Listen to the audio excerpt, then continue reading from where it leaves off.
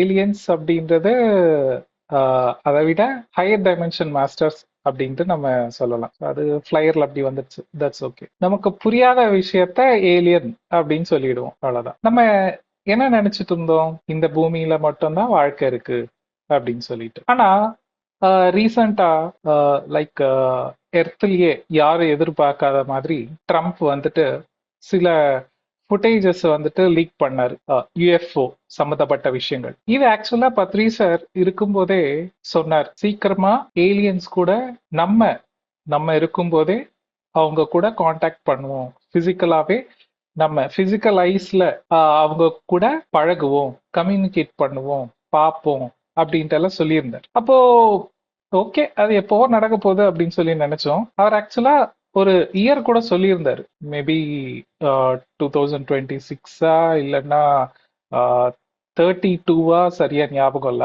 அப்போ அதெல்லாம் இருக்குதானே. பிளஸ் எனக்கும் சில அனுபவங்கள் ஏற்பட்டுச்சு. ஆர்கட்டூரியன் அந்த டைமென்ஷன்ல இருக்கிற ஒரு மாஸ்டர் வந்துட்டு பல உலகங்கள் இருக்கிறத காட்டினாரு, அவங்களுடைய உலகத்தை காட்டினாரு. அப்படி லைஃப் அப்படின்றது எர்த்ல மட்டும் கிடையாது அப்படின்னு சொல்லிட்டு அந்த புரிதல் வந்துச்சு. ஓகே,